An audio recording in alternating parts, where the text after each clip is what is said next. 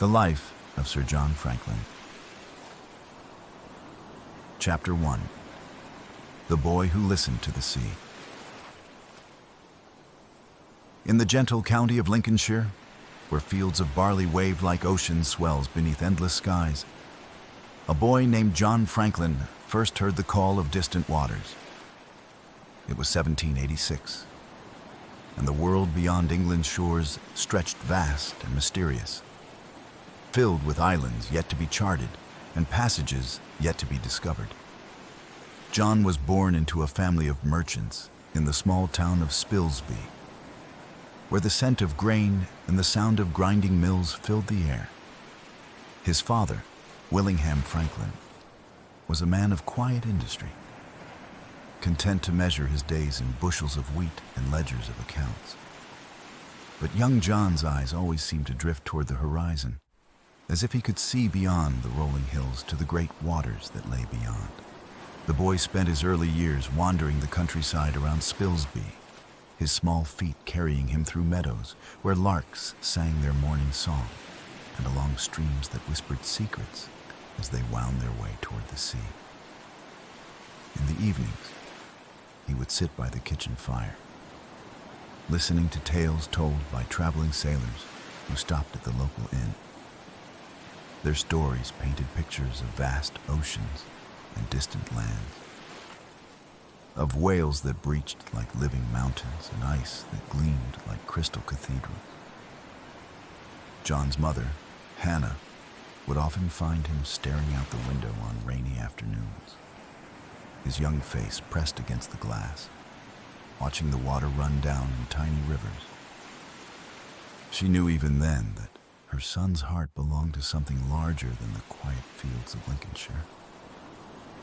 There was a restlessness in him, a gentle but persistent pull toward the unknown. When John was 14, his father made the decision that would shape the boy's entire life. Rather than keeping him in the family business, Willingham Franklin chose to send his son to sea. Perhaps he recognized that some souls are born for horizons, that some hearts can only find peace in the rhythm of waves and the endless conversation between sky and water. The HMS Polyphemus waited in Portsmouth Harbor like a wooden city floating on the gray waters of the English Channel. John stood on the dock with his small sea chest, his young hands trembling slightly as he gazed up at the towering masts and complex rigging that would become his new world. The ship was a 64 gunship of the line, her hull painted in the traditional yellow and black stripes that marked her as a vessel of the Royal Navy.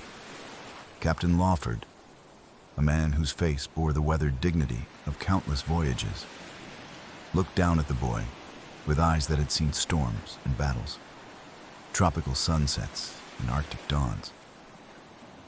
"So you're the Franklin boy," he said, his voice carrying the authority of command, but touched with unexpected gentleness. "Your father speaks highly of your character. We shall see what the sea makes of you." John's first night aboard ship was spent in a hammock that swayed with the gentle motion of the harbor waves. Around him, the sounds of the ship settled into evening rhythm. The soft creaking of wood, the distant murmur of the watch on deck, the gentle lapping of water against the hull. He lay awake for hours, listening to these new sounds, feeling the ship breathe beneath him like a living creature. In the morning, the Polyphemus raised anchor and sailed into the English Channel. John stood at the rail, watching the white cliffs of Dover fade into the distance, their chalk faces catching the morning light like farewell benedictions. The land of his birth grew smaller and smaller until it vanished entirely, leaving only the endless blue of the ocean and the vast dome of the sky above. The months that followed became John's education in the ways of the sea. He learned to read the language of wind and wave, to climb the rigging with the grace of a sailor born, to navigate by the stars that wheeled overhead in their ancient patterns. The older sailors took him under their wing, teaching him the 1,000 small skills that separated a true seaman from a landsman who merely traveled by water. During quiet watches, John would stand at the bow, feeling the spray kiss his face and watching the endless procession of waves roll past. Each wave was different, yet all were part of the same great ocean that connected every shore on Earth. He began to understand that the sea was not merely water, but a living force that shaped the world, carving coastlines and carrying the dreams of nations across vast distances. The ship's library became John's refuge during the long watches below deck. By candlelight, he read accounts of previous voyages, his imagination filling with images of explorers who had sailed into unknown waters and returned with tales of wonders beyond imagination. Captain Cook's voyages to the Pacific, the expeditions that had mapped the coasts of Africa and the Americas. These stories filled his dreams with visions of discovery. As the Polyphemus sailed through the Mediterranean, John stood on deck watching the sun set over waters that had carried the ships of ancient Rome and Greece. The same winds that filled their sails had once carried the vessels of Alexander and Caesar. And the same stars that guided their course had looked down upon the greatest explorers in history. He felt himself becoming part of something larger than any single life, a tradition of seafaring that stretched back to the dawn of civilization.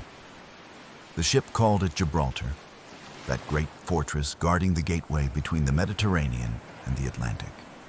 John walked through the narrow streets of the port, his sea legs steady on the unfamiliar ground, his eyes wide with wonder at the sight of merchants from a dozen different nations, their goods spread out like the treasures of the world. In the harbor, ships from every maritime nation rode at anchor. Spanish galleons with their high sterns and ornate carvings, sleek French frigates built for speed, American merchants with their practical lines and efficient rigging. Each vessel told a story of its own, and John learned to read the signs that revealed a ship's origin and purpose. The months at sea passed like a gentle dream. John grew from a boy into a young man, his face bronzed by sun and spray, his hands hardened by rope and canvas. The sea was teaching him its lessons in the patient way of all great teachers, showing him that true strength came not from fighting the ocean, but from learning to work with its rhythms and respect its power. When the Polyphemus finally returned to Portsmouth Harbor, John stood once again at the rail, watching the familiar coastline of England emerge from the morning mist. But now he saw it with different eyes, not as home, but as merely one shore among many, a single point on the vast map of the world that he was beginning to understand. Captain Lawford called him to his cabin on their last evening aboard ship. The older man poured 2 glasses of wine and raised his in a quiet toast. "To the sea, young Franklin," he said, his weathered face creased with the hint of a smile. "She has accepted you as one of her own. Where will you sail next?" John looked out through the stern windows at the harbor lights reflecting on the dark water. "I don't know yet, sir," he replied honestly, "but I know it will be somewhere I've never been before." Chapter 2. The Tempest of War. The years that followed brought John Franklin into the great storm of his age, the Napoleonic Wars that swept across Europe like a tempest, drawing every nation into its swirling chaos. But even in the midst of battle, the sea remained his constant companion, and the lessons of seamanship he had learned aboard the Polyphemus would guide him through the darkest hours. At 19, Franklin found himself serving as a midshipman aboard HMS Bellerophon, a ship of the line that bore the name of the Greek hero who had tamed the winged horse Pegasus. The ship was commanded by Captain Thomas Pasley, a man whose reputation for both courage and wisdom had spread throughout the Royal Navy. Under his guidance, Franklin continued his education in the twin arts of navigation and leadership. The Bellerophon was part of the Mediterranean fleet, tasked with maintaining British control of those ancient waters that had seen the rise and fall of empires. Franklin spent his days learning the complex choreography of naval warfare, but his heart remained drawn to the quieter mysteries of the sea itself. The way currents flowed in great circles around the ocean basins, the patterns of wind and weather that governed the movement of ships. During the long watches of the night, Franklin would stand on the quarterdeck, listening to the soft sounds of the ship moving through the water. The Mediterranean was calmer than the Atlantic, its waves gentler, its moods more predictable. Yet even here, in these well-traveled waters, he felt the pull of the unknown, the desire to sail beyond the edges of the known world. The ship's surgeon, Dr. Beatty, became Franklin's mentor in the sciences of observation and natural philosophy. Together, they would study the creatures brought up in the ship's nets, examining the delicate structures of jellyfish and the perfect spirals of shells. Dr. Beatty taught Franklin to see the ocean not merely as a highway for ships, but as a living ecosystem of incredible complexity and beauty. "The sea is a library, young Franklin," Dr. Beatty would say as they bent over their specimens by lamplight. "Every creature tells a story. Every current carries information. The wise navigator learns to read these signs as surely as he reads the stars." Franklin absorbed these lessons with the quiet intensity that would mark all his learning. He began to keep detailed journals, recording not just the ship's position and the weather, but also his observations of marine life, ocean currents, and the subtle changes in the sea's color and temperament. These early notebooks would become the foundation of his later scientific work. The Battle of the Nile came in August of 1798, when Franklin was 22 years old. The British fleet, under the command of Admiral Nelson, caught the French squadron anchored in Aboukir Bay. Franklin stood at his gun station as the Bellerophon sailed into the line of battle, the great ship's deck trembling beneath his feet as her guns roared their challenge across the water. But even in the midst of battle, Franklin found himself fascinated by the seamanship required to maneuver the great ships into position. The precise timing needed to bring the guns to bear, the careful coordination of sail and rudder, the way the captains read the wind and current to gain advantage. All of these elements came together in a deadly dance that required both courage and skill. The battle raged through the night, the darkness lit by the flash of cannons and the flames of burning ships. Franklin performed his duties with steady competence, but part of his mind remained detached, observing the way the ships moved through the water, the way the wind carried the smoke and the sound of battle across the bay. When dawn broke over the Mediterranean, the French fleet lay defeated, their ships captured or destroyed.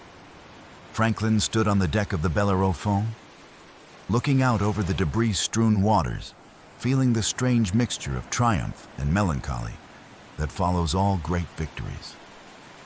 The sea had been witness to another chapter in the long story of human conflict, but it remained unchanged, eternal and patient. The years of war continued, and Franklin served with distinction in battles across the Mediterranean and the Atlantic. He was promoted to lieutenant, then to commander, his reputation growing with each voyage. But always, in the quiet moments between battles, his thoughts turned to the unexplored regions of the world, to the blank spaces on the maps that still challenged human knowledge. He read voraciously during these years, absorbing the accounts of Captain Cook's voyages to the Pacific, the explorations of the African coast, the attempts to find the Northwest Passage through the Arctic. Each story fed his growing conviction that his true calling lay not in the warfare that consumed his age, but in the peaceful pursuit of discovery. The war finally ended with Napoleon's defeat at Waterloo in 1815. Franklin, now a post captain in his late 20s, found himself in a navy that no longer had need of so many fighting ships. The great fleets that had battled across the world's oceans were reduced, their crews scattered to civilian life. But for those officers who had proven themselves in battle, new opportunities beckoned. The Admiralty began to turn its attention to the peacetime pursuits of exploration and science. The blank spaces on the world's maps called out to be filled, and the Royal Navy possessed the ships and the expertise to answer that call. Franklin, with his combination of combat experience and scientific curiosity, was perfectly positioned to join this new age of discovery. He spent his leave at his family home in Lincolnshire, walking the same fields where he had dreamed of the sea as a boy. But now, those dreams had taken on new shape and purpose. The war had taught him leadership and courage, but it had also confirmed his belief that the greatest victories came not from conquering enemies, but from conquering the unknown. His father, now grown old and gray, welcomed him home with quiet pride. "You've done well, John," he said as they sat together in the evening garden, watching the sun set over the fields of barley. "Your mother would have been proud." Franklin nodded, feeling the weight of the years between that boy who had first sailed from Portsmouth and the man who had returned. "I've learned much, Father, but I think the most important lessons still lie ahead." "And where will those lessons take you?" Franklin looked up at the stars beginning to appear in the darkening sky, the same stars that had guided his ships through countless nights at sea. "North," he said quietly, "to the ice." Chapter 3. The Mapmaker's Dream. The Arctic called to Franklin like a siren song, its frozen waters promising mysteries that had tantalized explorers for centuries. In 1818, 32 years old and seasoned by war, he received the commission that would define the rest of his life: to sail north into the unknown waters beyond the Canadian archipelago and chart the coastline of the North American continent. The ship assigned to him was HMS Trent, a sturdy vessel built for the harsh conditions of northern waters. Franklin stood on her deck in the Portsmouth shipyard, watching the workers strengthen her hull and add the special equipment needed for Arctic service. Double-planked sides, reinforced with iron, would protect against the crushing embrace of the ice. Extra stores of coal and provisions would sustain the crew through the long polar night. His second in command was a young officer named George Back, whose artistic talents would prove invaluable in recording the expedition's discoveries. Back had the artist's eye for detail and the explorer's hunger for the unknown. Together, they studied the charts of previous expeditions, noting the gaps in knowledge that their voyage would attempt to fill. The coast of North America, north of Great Bear Lake, remained largely unmapped, a blank space on the world's charts that represented thousands of miles of unknown shoreline. Previous expeditions had attempted to approach this coast from the sea, fighting their way through the ice-choked waters of the Arctic Ocean. Franklin's mission was different: to approach overland, traveling by canoe and on foot across the Canadian wilderness. The journey began in May of 1819, when Franklin and his party sailed from England to Hudson Bay. The Atlantic crossing was routine, but as they entered the ice-flecked waters of the Arctic, Franklin felt the familiar stirring of excitement that came with approaching the unknown. The air grew cold and clean, carrying the scent of ice and the promise of discovery. At York Factory, the Hudson's Bay Company's trading post on the shores of Hudson Bay, Franklin assembled his expedition. besides the naval officers and men. He recruited Canadian voyageurs and native guides whose knowledge of the land would prove essential. These men moved through the wilderness with the grace of those born to it, reading the subtle signs of weather and terrain that determined the difference between success and disaster. The journey inland began in July, following the ancient network of rivers and lakes that stretched across the Canadian Shield. Franklin's canoe cut through waters that reflected the endless sky, while forests of spruce and fir stretched to the horizon on either side. The silence was profound, broken only by the soft splash of paddles and the distant call of loons. As they traveled north, the landscape gradually changed.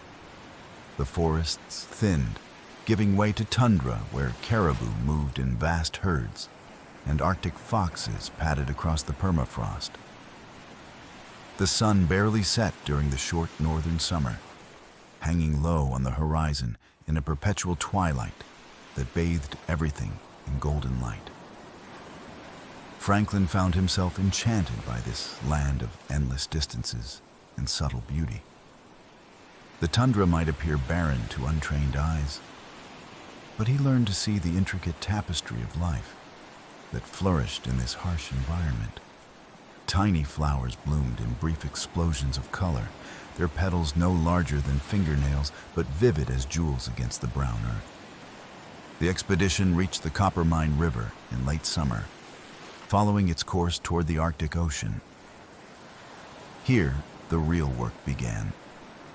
Using theodolites and sextants, Franklin and his men began the painstaking process of mapping the coastline. Each measurement had to be taken with perfect accuracy, for the charts they were creating would guide future expeditions into these waters. The coastline revealed itself slowly, bay by bay, headland by headland.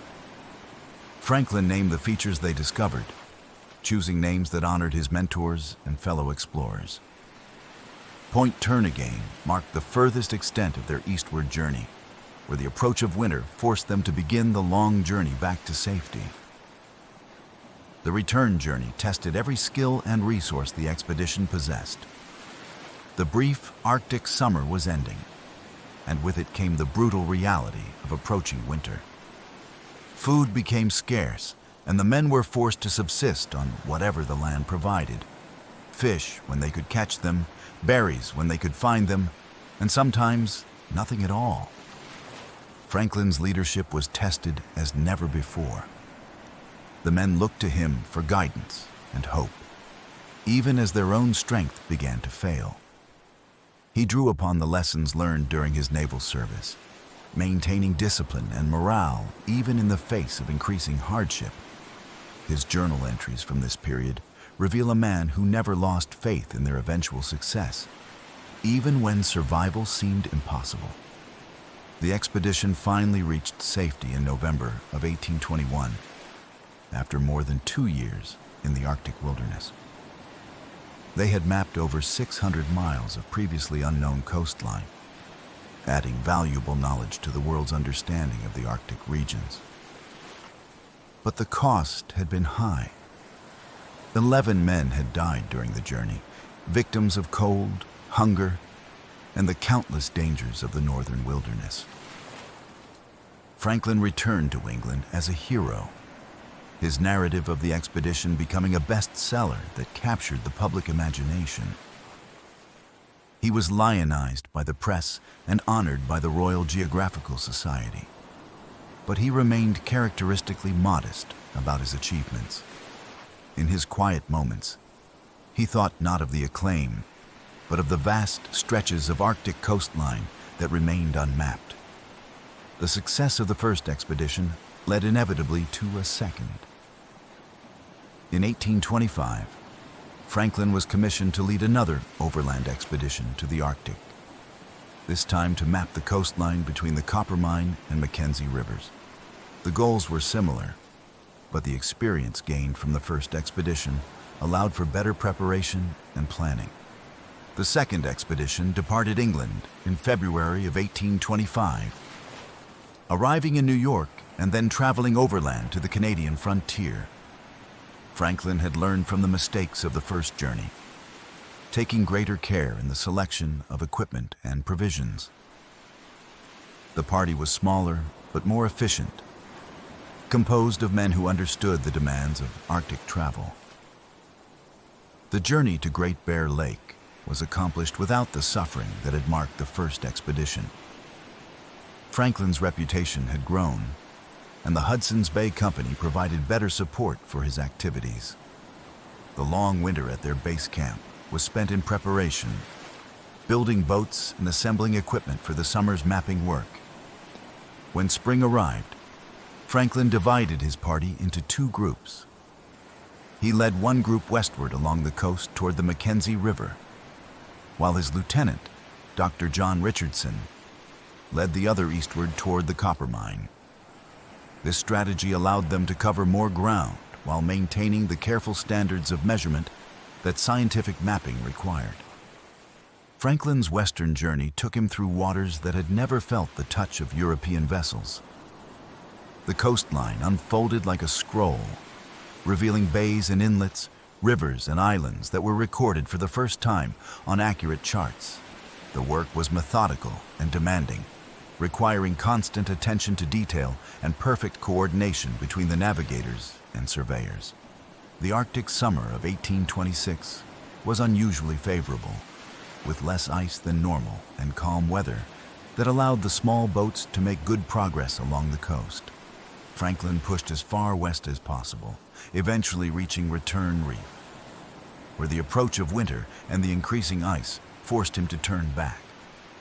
The two parts of the expedition reunited at Great Bear Lake in September, both having successfully completed their missions. Together, they had mapped over 1,200 miles of Arctic coastline, filling in another significant blank space on the world's maps. The success was complete, unmarred by the tragic losses that had marked the first expedition. Franklin's reputation as an Arctic explorer was now firmly established. He had proven that careful preparation and scientific method could overcome the challenges of the North, that the blank spaces on the map could be filled through patience and skill. But even as he basked in the praise of his contemporaries, his thoughts were already turning to the greatest prize of all, the Northwest Passage itself. The ancient dream of a sea route connecting the Atlantic and Pacific through the Arctic archipelago had driven explorers for centuries. Many had tried and failed, their ships crushed by ice or their crews lost to the terrible cold. But Franklin believed that the combination of steam power and improved techniques might finally make the passage possible. As he sailed back to England in the autumn of 1827, Franklin stood on the deck of his ship, watching the ice-covered coastline of Labrador pass by. Somewhere beyond that frozen wilderness lay the passage that had eluded so many before him. He was 41 years old, at the height of his powers, with the experience and knowledge needed to succeed where others had failed. The sea stretched endlessly ahead, its dark waters reflecting the Arctic sky like a mirror. In that reflection, Franklin saw not just the present moment, but the future that beckoned. A future where the mysteries of the North would finally be solved, where the blank spaces on the map would be filled with the careful notations of science and discovery. Chapter 4. The Governor's Burden. Between the ice-locked shores of the Arctic and the sun-warmed waters of the South Pacific lay an unexpected chapter in Franklin's life: his appointment as Lieutenant Governor of Van Diemen's Land, the island colony now known as Tasmania. It was 1837, and Franklin, now 51 years old, found himself called to serve not as an explorer of uncharted waters, but as the administrator of a troubled land. Van Diemen's Land sat like a jewel in the Southern Ocean, its green hills and fertile valleys a stark contrast to the frozen wastes of the Arctic. Yet for all its natural beauty, the island carried the weight of human suffering. It was Britain's most remote penal colony, a place where the Empire sent its most desperate criminals and political prisoners, hoping that distance and isolation would serve justice better than the gallows. Franklin arrived in Hobart Town on a warm January morning, the southern summer sun casting long shadows across the harbor. The town huddled against the slope of Mount Wellington, its sandstone buildings reflecting the golden light of the Antipodean sky. Ships rode at anchor in the harbor. Convict transports, trading vessels, and the occasional naval frigate that represented the distant authority of the Crown. His wife, Jane, stood beside him as they disembarked, her keen eyes already cataloging the challenges that lay ahead. Jane Franklin was a remarkable woman in her own right, possessed of an intelligence and determination that matched her husband's own. She had traveled with him to the Arctic, sharing the hardships and dangers of exploration. And now she prepared to face the different but equally demanding challenges of colonial administration. The government house that became their home was a gracious building surrounded by gardens that bloomed with unfamiliar flowers. Franklin walked its halls in the evenings, his footsteps echoing on the polished floors, his mind wrestling with problems that seemed to have no easy solutions. The colony was divided between free settlers and convicts, between those who sought to build a new life and those who had been forced to abandon their old one. The convict system that Franklin inherited was harsh and often brutal. Men and women who had committed crimes in distant England found themselves laboring in chain gangs, clearing forests and building roads under the watchful eyes of guards. The lucky ones might earn tickets of leave, allowing them to work for wages and begin the slow process of rehabilitation. The unlucky ones faced years of hard labor, their spirits broken by the weight of their chains. Franklin approached his duties with the same careful attention to detail that had marked his Arctic expeditions. He visited the prisons and work camps, speaking with convicts and guards alike, trying to understand the human dynamics that governed this strange society. What he found troubled him deeply. The system, he realized, was designed more for punishment than for reformation. Men and women who might have been redeemed through kindness and opportunity were instead brutalized by a regime that saw them as little more than beasts of burden. The guards, isolated from civilized society and given absolute power over their charges, often became as corrupted as those they supervised. Franklin began to implement reforms, drawing on his naval experience to bring order and humanity to the colony's administration. He established schools for convict children, believing that education might break the cycle of crime and punishment. He introduced a system of graduated privileges, allowing prisoners to earn better conditions through good behavior and hard work. His efforts were not universally welcomed. The established colonists, many of whom had built their fortunes on cheap convict labor, resented any change that might reduce their profits. The colonial office in London, focused on keeping costs low and maintaining order, viewed Franklin's reforms with suspicion. He found himself caught between the demands of humanity and the constraints of imperial policy. Jane Franklin became his partner in these efforts, using her position as the governor's wife to champion causes that might have seemed improper for a man to support. She established a ladies' committee to improve conditions in the female factory, the prison where women convicts were housed. She organized reading circles and educational programs, believing that the mind, once enlightened, could not easily be chained. The island itself began to work its magic on Franklin's imagination. Van Diemen's Land was a naturalist's paradise, filled with creatures and plants found nowhere else on Earth.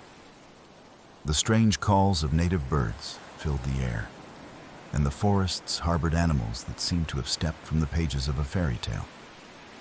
Franklin began to collect specimens, just as he had done aboard ship, building a natural history of this remarkable land. He established a scientific society, bringing together the colony's educated residents to study and catalog the island's unique flora and fauna. The meetings were held in the government house, the same rooms where he wrestled with the problems of administration, echoing with discussions of botany and geology. For Franklin, these gatherings provided a welcome respite from the crushing weight of his official duties. The Aboriginal peoples of Van Diemen's Land presented Franklin with his most heartbreaking challenge. The original inhabitants of the island had been decimated by disease and conflict. Their traditional way of life destroyed by the arrival of European settlers. The survivors had been relocated to Flinders Island, where they lived in a kind of cultural limbo, cut off from their homeland and struggling to maintain their identity. Franklin visited the settlement on Flinders Island, his heart heavy with the weight of historical injustice. The Aboriginal people he met were the remnants of a culture that had flourished for thousands of years, their knowledge of the land and its rhythms now nearly lost. He tried to improve their conditions, but he was working within a system that had never been designed to accommodate their needs or respect their rights. The pressures of office began to tell on Franklin's health and spirits. The man who had thrived in the physical challenges of Arctic exploration found himself worn down by the endless political maneuvering and administrative detail that colonial governance required. His journals from this period reveal a growing sense of frustration and a longing for the simple clarity of his earlier adventures. The opposition to his reforms grew stronger as the years passed. Powerful interests in the colony worked to undermine his authority, sending complaints to London and spreading rumors about his competence. The Colonial Office, always sensitive to criticism and concerned about costs, began to question Franklin's methods and judgment. In 1843, after 6 years of struggling against the limitations of his position, Franklin received the word that he was being recalled to London. The official reason was a reorganization of the colonial administration. But everyone understood that he had been dismissed. The man who had successfully led expeditions through the Arctic wilderness had been defeated by the politics of colonial governance. Franklin's final months in Van Diemen's Land were marked by a profound sadness. He had come to love the island and its people, despite the frustrations of his office. The reforms he had initiated were beginning to bear fruit, and he could see the possibility of a more humane and just society emerging from the harsh foundations of the penal colony. His departure was marked by demonstrations of support from many of the colonists who had benefited from his administration. The convicts, in particular, understood that they were losing a protector and advocate. Franklin was moved by their gratitude, but he also felt the weight of leaving unfinished business behind. As the ship carried him away from Van Diemen's Land, Franklin stood at the stern, watching the island recede into the distance. The mountains of Tasmania grew smaller and smaller until they finally disappeared beneath the horizon, leaving only the endless expanse of the Southern Ocean. He was 57 years old, his hair now completely gray, his face lined with the cares of office. But even as he mourned the end of his colonial career, Franklin's thoughts were already turning northward. The Arctic still called to him, its mysteries still unsolved, its challenges still unmet. The Northwest Passage remained unconquered, and Franklin began to believe that his destiny lay not in the warm waters of the South, but in the ice-locked channels of the North. The failure of his governorship had taught him valuable lessons about the limits of individual action and the power of entrenched interests. But it had also reinforced his belief in the importance of treating all people with dignity and respect. whether they were convicts in a penal colony or sailors on a ship. These lessons would guide him in the final chapter of his life, when he would once again face the ultimate test of leadership in the unforgiving waters of the Arctic. Chapter 5. The Last Great Quest. The year 1845 found Franklin back in London, his hair now silver white, his face marked by the weight of his years in Van Diemen's Land.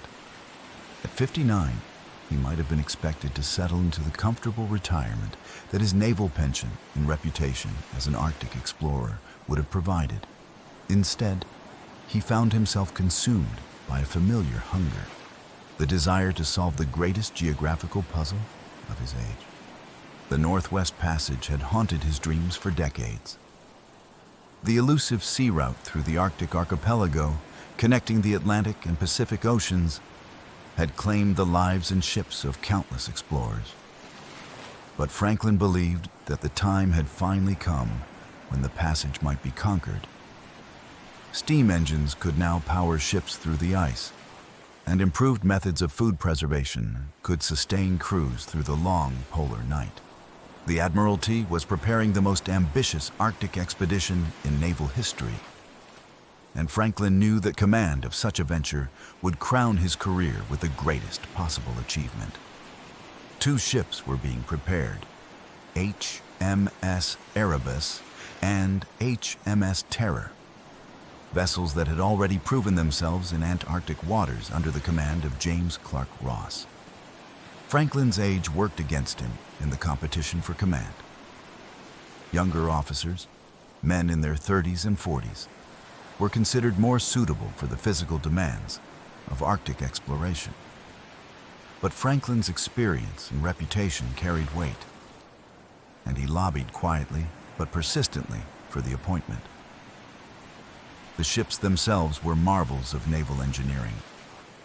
The Erebus and Terror had been strengthened for ice navigation, their hulls reinforced with iron plating and their bows shaped to cut through pack ice. Each ship carried a steam engine that could supplement the power of sail, and their holds were packed with 3 years' worth of supplies, enough to sustain the crews through multiple winters if necessary. Franklin's appointment as expedition commander was announced in February 1845, and he threw himself into preparations with the energy of a man half his age. Every detail required his attention: the selection of officers and crew, the stowing of supplies, the testing of equipment.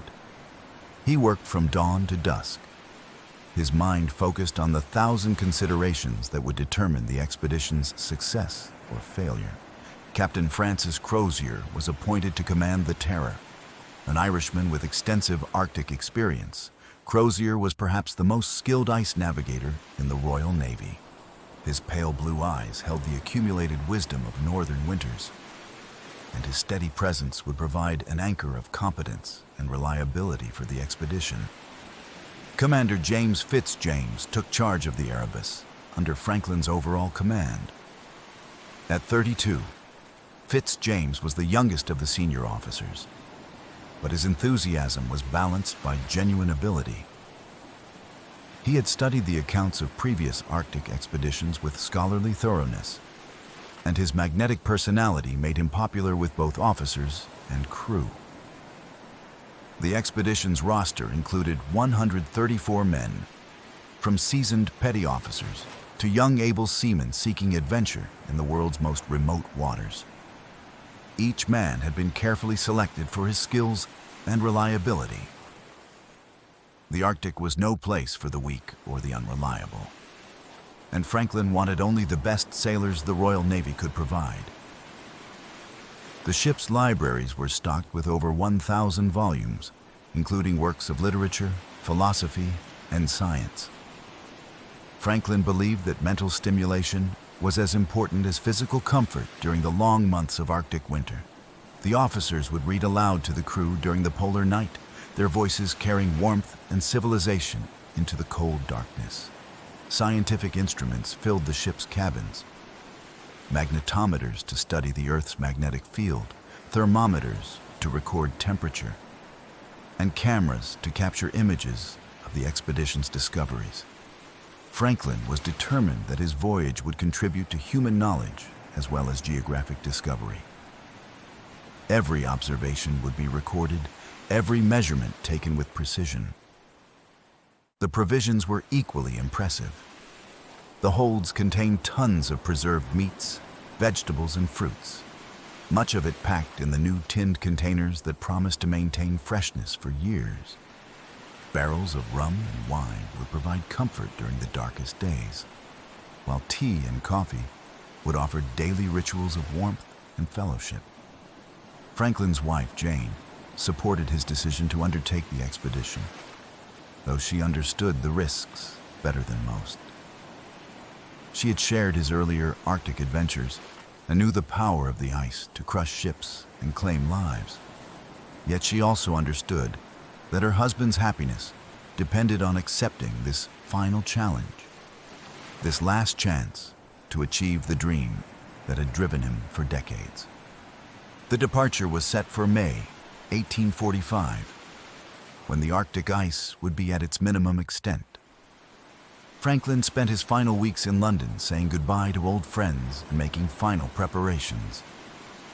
He visited the graves of his former companions, men who had died in the Arctic during his earlier expeditions, and he thought about the responsibility he bore for the lives of the 134 men who would follow him into the unknown. The morning of departure dawned clear and bright, with a favorable wind from the southwest. Franklin stood on the quarterdeck of the Erebus, his uniform crisp and clean, his face calm despite the magnitude of the moment. Around him, the crew went about their final preparations with the quiet efficiency of professional sailors. Jane Franklin stood on the dock, her eyes fixed on her husband's familiar figure. She had kissed him goodbye in the privacy of their cabin, but now she could only watch as the ships prepared to carry him away from her, perhaps forever. The distance between ship and shore was only a few yards, but it might as well have been the width of the world. The anchor was raised with a sound like distant thunder, and the Erebus began to move slowly away from the dock. The Terror followed in her wake, both ships' ensigns streaming in the morning breeze. Franklin lifted his hand in a final salute to his wife, and she raised hers in return, their gesture of farewell carrying across the water like a silent prayer. The Thames carried them eastward toward the open sea, past the familiar landmarks of London that had watched over centuries of departures. Greenwich Observatory marked time with its ancient precision, while the Tower of London stood sentinel over the river's flow. Each landmark faded into the distance, leaving only the endless promise of the ocean ahead. As the ships entered the English Channel, Franklin felt the familiar stirring of anticipation that had marked all his great voyages. The deck beneath his feet moved with the gentle rhythm of the sea, and the salt air filled his lungs with the taste of adventure. At 59, he was older than most expedition commanders, but his spirit remained as eager as it had been on his first voyage aboard the Polyphemus. The voyage north was uneventful, marked by the steady routine of shipboard life. The crew settled into their watches, the officers took their daily observations, and the ships made good time through the familiar waters of the North Atlantic. Franklin walked the deck each morning, speaking with the men, checking the equipment, and planning the challenges that lay ahead. The first icebergs appeared as they entered Davis Strait, white mountains floating on the dark water like cathedrals of crystal. Franklin stood at the bow, watching these ancient structures drift past, their surfaces carved by wind and wave into fantastic shapes. Each iceberg was unique, a work of art created by forces beyond human understanding. The ships reached Disco Bay on the coast of Greenland in July, where they took on final supplies and sent home their last letters to England. Franklin wrote to Jane, his words carefully chosen to convey love and confidence. without revealing the doubts that any honest commander must feel before entering the unknown. "My dearest Jane," he wrote, "we are in excellent spirits and health, and I have every confidence in our success. The ships are sound, the crew eager, and the way ahead clear. Think of me not with worry, but with the knowledge that I am doing what I was born to do. The passage awaits, and we shall find it." The Erebus and Terror sailed west from Disco Bay into Baffin Bay, following the route that had been taken by so many previous expeditions. The ice began to thicken as they moved deeper into Arctic waters, but the ship's reinforced hulls cut through it with reassuring ease. The steam engines provided power when the wind failed, and the experienced crew handled the complex navigation with professional skill. Lancaster Sound opened before them like a gateway to the unknown, its waters relatively clear of ice in the mild summer of 1845. Franklin ordered the ships to proceed westward, following the Sound deeper into the Arctic archipelago. This was the route that promised the best chance of success, the pathway that might finally lead to the elusive Northwest Passage. The Arctic summer was brief but beautiful, with the sun hanging low on the horizon in perpetual twilight. The landscape was painted in subtle shades of blue and gray, with occasional splashes of color from the hardy flowers that bloomed in the brief growing season. Seals surfaced in the open water, their curious faces watching the passing ships, while flocks of seabirds wheeled overhead. Franklin spent hours on deck, studying the ice conditions and planning their course. The pack ice was lighter than in previous years, and the ships made good progress through the maze of channels and islands that formed the Arctic archipelago. Each day brought new discoveries, unnamed islands, uncharted passages, and the steady accumulation of knowledge that would fill the blank spaces on the world's maps. The crew worked with quiet efficiency, their voices carrying across the water in the gentle murmur of men who knew their trade. The younger sailors were awed by the strange beauty of the Arctic landscape, while the veterans shared stories of previous voyages and the lessons learned from years of ice navigation. As summer began to fade, Franklin made the decision that would seal the expedition's fate. Rather than wintering in a safe harbor, he chose to push deeper into the archipelago, hoping to make significant progress toward the passage before the ice closed in. The ships entered the unexplored waters south of Cornwallis Island, following a route that no European had ever attempted. The first winter was spent locked in the ice near Beechy Island, where the expedition established a base camp. The ships were frozen solid in the pack ice, their hulls creaking and groaning as the frozen sea tightened its grip. But the preparations had been thorough, and the crews settled into the routine of Arctic winter with practiced ease. Franklin established a schedule of activities to maintain morale and health during the long polar night. The officers gave lectures on navigation and natural history, while the crew organized entertainment and games. The ship's libraries provided endless hours of reading, and the scientific instruments continued to record observations of weather, magnetism, and the behavior of the ice. The expedition's photographer, using the new daguerreotype process, captured images of the ships locked in ice, the crew at work, and the stark beauty of the Arctic landscape. These photographs would have provided invaluable records of the expedition's activities, but they would never reach the outside world. As the months passed, Franklin maintained his daily routine of observation and planning. He studied the ice conditions, monitored the health of his men, and prepared for the moment when the spring thaw would allow them to continue their journey. His journal entries reveal a man still confident in his mission, still believing that the passage lay just ahead. The spring of 1846 brought new hope as the ice began to break up around the ships. Franklin ordered preparations for the next stage of the journey, deeper into the unknown waters of the Arctic archipelago. The ships were freed from their icy prison and resumed their westward progress, following leads of open water through the maze of pack ice. But the ice that year was heavier than expected, and the ship's progress slowed to a crawl. Franklin made the fateful decision to continue south, hoping to find a passage through the ice-choked waters around King William Island. The ships entered the narrow strait between the island and the mainland, where the ice was thickest and the currents most treacherous. It was here that the expedition met its end, though the exact details would remain a mystery for decades.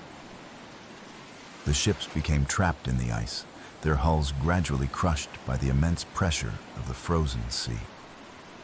The men abandoned the vessels and attempted to reach safety overland. But the Arctic wilderness claimed them all. Franklin himself died on June 11, 1847, though the circumstances of his death remain unknown. Perhaps he succumbed to illness, or perhaps to the accumulated strain of 2 years in the Arctic. His body was never found, and his final resting place remains one of the Arctic's many secrets. The last survivors of the expedition perished somewhere on the shores of King William Island, their bones eventually discovered by later search parties. They had come so close to solving the mystery of the Northwest Passage, but the ice had claimed them just as it had claimed so many others before them. Chapter 6. The Eternal Vigil. In the years that followed Franklin's disappearance, the Arctic kept its secrets with the patience of ice and stone. The two ships, Erebus and Terror, lay hidden beneath the frozen waters, their hulls settling slowly into the embrace of the seafloor. The men who had sailed in them became part of the landscape they had sought to explore, their stories preserved in the eternal silence of the North. Jane Franklin refused to accept her husband's death, mounting expedition after expedition to search for survivors or evidence of the fate that had befallen the ships. She spent her fortune and her remaining years in this quest, driven by a love that refused to acknowledge defeat. The search parties she sponsored added thousands of miles to the maps of the Arctic, but they never found the answers she sought. The mystery of Franklin's expedition became one of the great unsolved puzzles of the Victorian Age. Dozens of search expeditions were launched, each one adding to the knowledge of Arctic geography, while failing to solve the central question of what had happened to the 134 men who had sailed into the ice in 1845. Inuit testimony, gathered over decades of patient questioning, gradually revealed the outlines of the tragedy. The native people of the Arctic had seen the ships trapped in the ice, had encountered the starving survivors attempting to reach civilization on foot. Their oral histories preserved details that no written record could match, but the full story remained elusive. The search for Franklin inadvertently accomplished what his expedition had set out to achieve. The many rescue missions mapped the entire Arctic archipelago, proving that the Northwest Passage did exist, though it lay through waters too choked with ice to be navigable by the ships of Franklin's era. The irony was not lost on those who understood the magnitude of the exploration effort that Franklin's disappearance had inspired. In 1859, a search party led by Francis McClintock found the first concrete evidence of the expedition's fate. On King William Island, they discovered a cairn containing a brief note written by Captain Crozier, Franklin's second-in-command. The note confirmed that Franklin had died in June 1847, and that the survivors had abandoned the ships to attempt an overland journey to safety. The note was laconic in its tragedy. Sir John Franklin died on the 11th of June, 1847, and the total loss of life by this date, 9 officers and 15 men. The understatement was typical of naval prose, but it could not disguise the magnitude of the disaster that had befallen the expedition. Over the following decades, more evidence emerged. Graves were found on Beechey Island, where the expedition had spent its first winter. Skeletal remains appeared on King William Island, marking the path of the survivors' final journey. Personal effects, buttons, medals, pieces of equipment, were discovered scattered across the Arctic landscape, each one a small memorial to the men who had died so far from home. The story of Franklin's expedition became a legend, told and retold in books and lectures, poems and songs. The image of the ships trapped in ice, their crews struggling against impossible odds, captured the Victorian imagination and came to symbolize the heroic age of exploration. Franklin himself was transformed from a man into a myth, his name inseparable from the Arctic wastes where he had found his final rest. But the Arctic remembered him differently. In the silence of the polar night, when the aurora borealis painted the sky in sheets of green and gold, the ice held its own memorial. The ships lay where they had fallen, their wooden hulls slowly returning to the sea that had claimed them. The permafrost preserved artifacts and remains with perfect fidelity, creating a museum of the expedition that would endure for centuries. The Northwest Passage that Franklin had sought was finally navigated in 1903 to 1906 by the Norwegian explorer Roald Amundsen, using a small ship and a crew of 7 men. Amundsen succeeded where Franklin had failed, partly because he traveled light and lived off the land, adopting the survival techniques of the Inuit people that Franklin's expedition had been too proud to learn. As the 20th century progressed, the Arctic gradually surrendered its secrets to modern technology. Satellites mapped the region from space, while icebreakers powered by nuclear reactors forced their way through ice that had stopped Franklin's steam-powered ships. The passage that had cost so many lives became a regular shipping route, its commercial potential finally realized. In 2014, 169 years after Franklin's departure, the wreck of HMS Erebus was discovered by a Canadian search team, lying in just 36 feet of water off King William Island. The ship was remarkably well preserved, its structure intact and its contents protected by the cold Arctic water. 2 years later, HMS Terror was found as well, both ships becoming underwater time capsules that preserve the final chapter of Franklin's story. The discovery of the ships added new details to the Franklin mystery, but it also confirmed what had long been suspected. The expedition had been doomed, not by any single catastrophe, but by the accumulated weight of bad luck, harsh weather, and the unforgiving nature of the Arctic environment. The men had fought bravely against impossible odds, but the ice had proven stronger than human courage and determination. Franklin's legacy lived on in the maps that bore his name, in the stories that kept his memory alive, and in the continuing human drive to explore the unknown. The Arctic remained a place of mystery and challenge, its vast distances and harsh beauty calling to new generations of explorers and scientists. Today, the ice continues its eternal dance, forming and melting, shifting and changing with the rhythms of climate and season. The graves on Beechey Island remain undisturbed, their wooden markers weathered by Arctic storms, but still standing. The bones on King William Island have been gathered and given proper burial, but the landscape itself remains as Franklin knew it. Vast, beautiful, and indifferent to human ambition.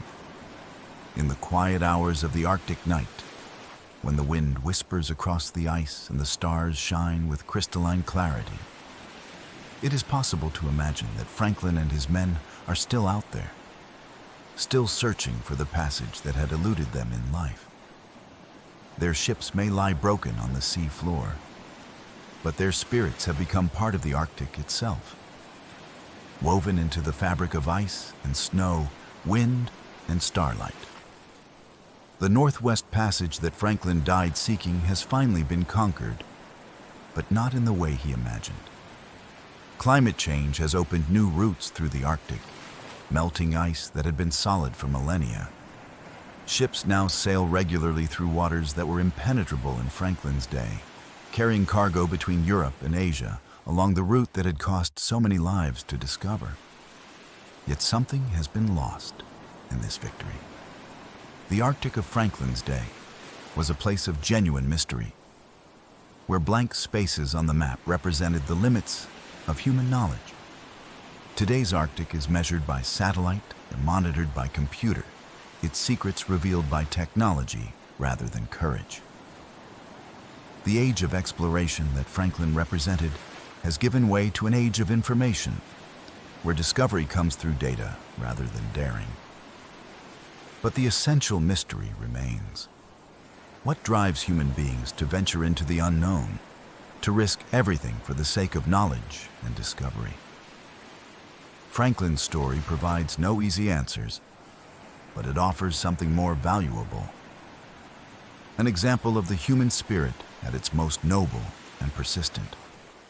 His expedition failed in its immediate goal, but it succeeded in demonstrating that there are things worth dying for, dreams worth pursuing, even at the ultimate cost. The Arctic keeps its own time, measured not in human years, but in the slow advance and retreat of glaciers, the patient accumulation of ice, the endless cycle of seasons that have continued unchanged since long before Franklin's birth, and will continue long after his story is forgotten. In this eternal rhythm, the brief span of human life seems insignificant. Yet it is given meaning by the very fact of its brevity. Franklin sleeps now in the Arctic that he loved. His body returned to the elements that shaped his life. The ice that killed him has also preserved him, making him part of the landscape he sought to explore. In the aurora borealis that dances across the polar sky, in the silence of the Arctic night, in the whisper of wind across the ice, his presence can still be felt. The story ends where it began, with the eternal conversation between human ambition and the natural world.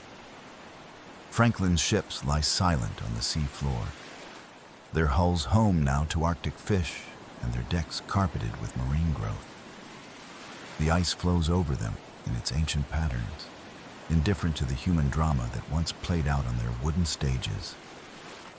Yet in that indifference lies a kind of peace. The Arctic has accepted Franklin and his men as part of itself, granting them the immortality that comes from becoming one with the landscape they died trying to understand. They have found the passage they sought, not through ice and water, but through the transformation that comes to all who venture far enough into the unknown. The last chapter of Franklin's story is still being written, not in the records of exploration or the annals of history, but in the slow, patient work of ice and time. The Arctic holds him now, as it holds all its secrets, with the promise that some truths are worth more than the lives spent seeking them, and that the greatest discoveries are often made not by those who return to tell the tale, but by those who become part of the story itself. In the end, Franklin found what he was looking for. Not the Northwest Passage as he had imagined it, but something deeper and more lasting. A place in the eternal memory of the ice, where his name and his dream have become part of the Arctic itself. The search is over, but the story continues, carried forward by the wind and the ice, the aurora and the stars, in the endless, patient conversation between human courage and the natural world. And in the silence of the Arctic night, when the ice speaks in its ancient voice and the stars shine with the light of distant suns, Franklin's story becomes part of the greater story of the Earth itself. A reminder that some journeys have no end, some mysteries no final answer, and some dreams know completion except in the dreaming itself. The ice remembers, the Arctic endures, and somewhere in the vast white silence of the North, the search continues, as it always has, as it always will, until the last glacier melts and the last explorer comes home.